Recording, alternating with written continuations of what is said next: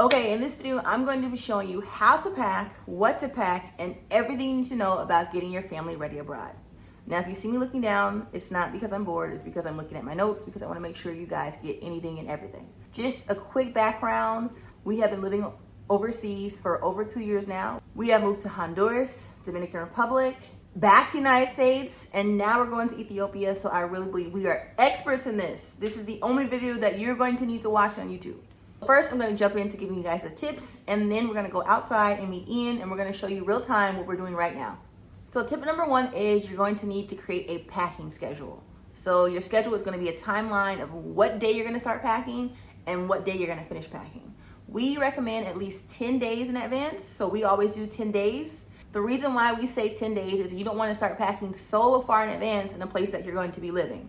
So if you pack up all your towels, how are you going to wash dishes and wash your body? If you pack up all your toys, those kids are going to be bothering you because now you've packed their toys 20 days in advance. So it's best to do 10 days because 10 days you can kind of get by with not having certain things. We knew that we had to be out of our duplex that we're renting on July 29th. So that means we began packing on July 19th. However, if you have furniture, because we have been renting fully furnished places the past 3 years, then I would say probably about 14 days. Okay, tip number two. After you have your schedule of when you're gonna pack, now you want to know the order of how you're gonna pack. There's 3 ways to do this, and all 3 have been proven successful in all of our moves. The first way is to pack room by room. So you're gonna start with the room that you're least likely to use. In our case, it was our basement. It was full of winter clothes, Christmas decorations. It's July, we're not using them, so that was the first room we were gonna pack. And then the last room we packed was going to be our kids' room because we wanted to make sure that they were entertained and they had toys while we were in packing mode. So first way is room by room by room. Another way is just listing most important things by least important things. So again, I would create a list.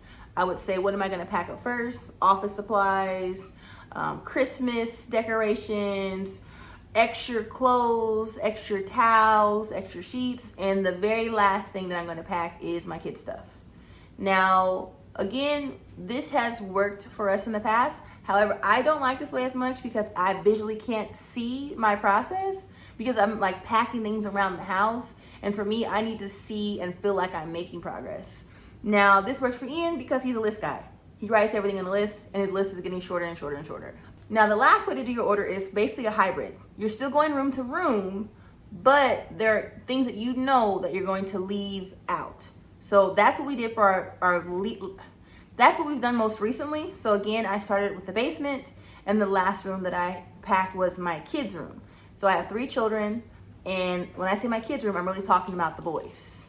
Natalie was the second room that we packed on our list, was my daughter's room. We packed up all her clothes, and we left out 5 outfits that she would rotate.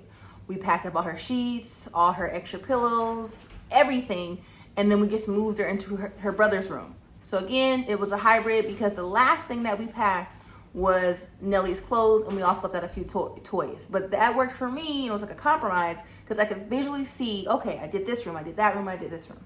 Tip 3, while you're packing and creating the schedule, also go ahead and schedule anything you want to do, like the last 2 weeks that you're in your place or before you leave. So there's a dinner date that you want to do, or there's one concert that you want to go to. That way it's in the back of your mind, and say no to everything else. So that's the mistake that we've done, is like, oh, we'll have time. No, you won't. You have a 10-day packing schedule. You have to say no to drinks and no to going out to eat. And no, we almost had a friend come visit us. That would have been awful, trying to entertain.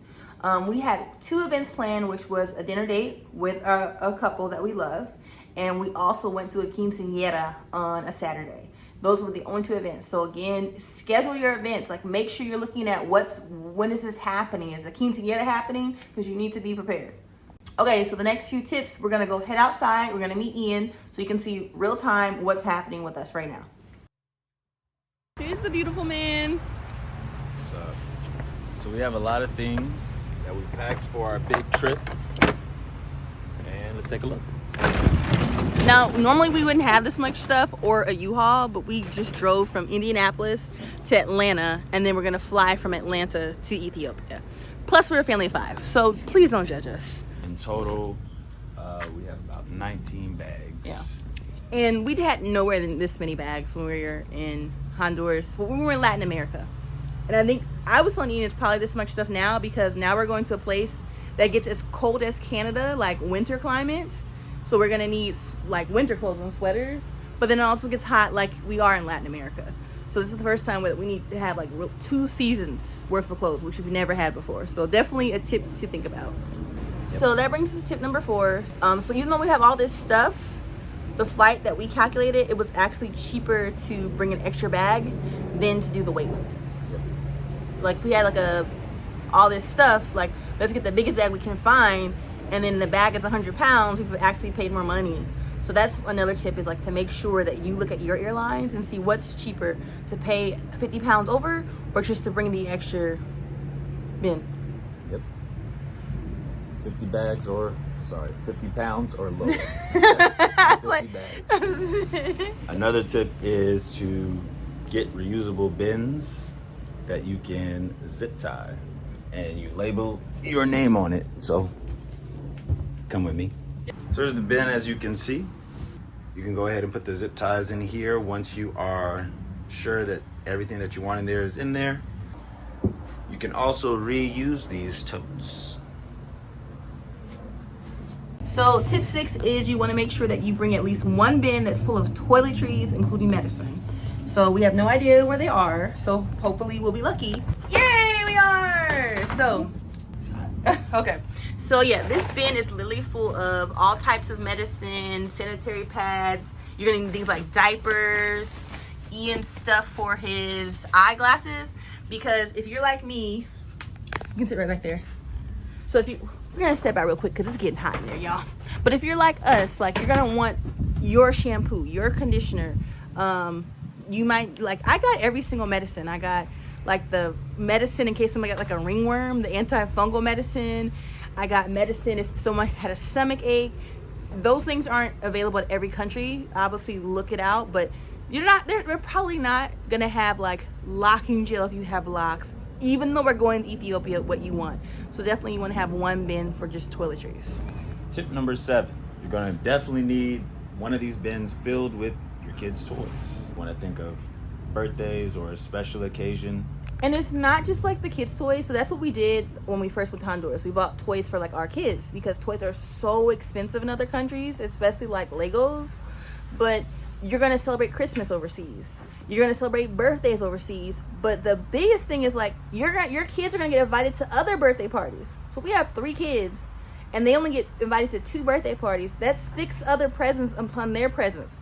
So we suggest going to get just cheap, inexpensive toys. Ready? Yeah. Kept it real simple. Put a 5 below. They got a lot of great low cost items that kids will go crazy for. And Family Dollar. Shout out to Family Dollar. So these are things that we got I got this at Ross, actually. Our kids don't see this. Hopefully my son doesn't watch this because this is his Christmas gift. $12. He loves Maruchan. But these are all gifts that were like literally $10 or less that we're going to give to other people's kids and our kids. Okay, so we're burning up sweaty for y'all. So we're gonna close this, what is this, U-Haul? We're gonna close the U-Haul and get out of here because we're running up. Hopefully nobody gets our stuff. We just pulled over across the street to the park real quick. Somebody's cutting my mom's grass. Thinking of putting the zip ties on the bins that are already full and get the rest of those toys from 5 below. Okay, so we just need to get some more toys. Okay, yeah. This is a nice little like vlog / how-to. This is a hybrid. I've never done this before. It's all like off the top of our heads. Usually I kind of like write it all out and script it. So if you're still here, can you leave in the comments if you like this or not? Hey baby, I'm going back to the house. When I tell you, it feels so much better to be back inside. Tip 8, especially if you have kids, you want to make sure you bring backpacks and lunch boxes. So this is my daughter's backpack, and it doubles as your school backpack. So go back to school shopping, buy the kids backpacks, and this is what you're gonna fill it up with stuff for the plane. It's gonna be our longest plane ride, 14 hours. I think Honduras was 3 hours, Dominican Republic 3.5, I think. I'm not really sure, but we've gone places with them before. And the tips that I always give is for long trips or short trips, you want to buy something new to put inside that they have not used before, because what if their iPad runs out of battery? Or wonder if the Wi-Fi doesn't work, or what if the screen doesn't work? That actually happened once. The screen in front of us in the seat that they were gonna plug their headphones in did not work. So give them a new toy, whether it's Play-Doh, it could be Pop It, something squishy, just real cheap that they've never seen before. For whatever reason, when it's new, like they'll spend more time playing with it. But then also like lunch boxes. We don't know what the food's gonna be like on Ethiopian Airlines. You don't know what the food's gonna be like on your trip, even if it's Delta Airlines. So bring snacks that you know everyone's gonna love. So even if they love the food, wonder if there's a delay and then you're stuck on the terminal. So basically make sure everyone has a backpack and snacks that they're carry-on that you can hold that has those things in it. Tip number 9, these are just the most random things that when we've gone abroad, in every country now, we're like, we wish we had these things and we brought our own. The first one is washcloths. I have no idea why people don't have washcloths. Like they have the big towel, the medium-sized towel for the kitchen, but washcloths are non-existent. The other thing is really nice knives. Like it's like people buy one knife and it's dull. A really nice sharp knife set, you need it. It also goes for like pots and pans. Like for whatever reason, it's really hard to find really good cookware, which is fine cooking stuff. Mixing bowls, plates, spoons, all that's fine. But like really nice pots and pans and knives, we just brought our own pots and pans this time and our own knives. Shoes for tall women, so I'm a size 10. If you're tall or you're heavier, I'm both of those things. Like, and you're a woman, just go ahead and bring your own shoes. Bring your own pants. And the last random thing is, depending on like electronics. Electronics are very expensive overseas, so bring your Fire Stick, Roku, whatever you bring that to get all the shows that you want to see. If you, I guess, a really big gamer, our kids are gonna bring their Nintendo Switch. Those things are extremely expensive overseas, electronics. So that's something like you cannot live without. We're not really big TV people. Like, especially like going through a recruitment agency, there's always a TV there. We just need one TV for the whole family. So the last tip is probably also one of the most important, and that is, don't listen to anything I say and listen to the people who live there. Not really don't listen to anything I say, but it's better to listen to the people who actually live there, who are going through the exact same journey as you, than a random person on YouTube. You guys know I'm always going to be vulnerable and real with you, but there's no one better than someone who's already at the school you're working at, who's already at the city you're living in, who's already visited the country. Unless you are going to Ethiopia like me, then yeah, listen to me.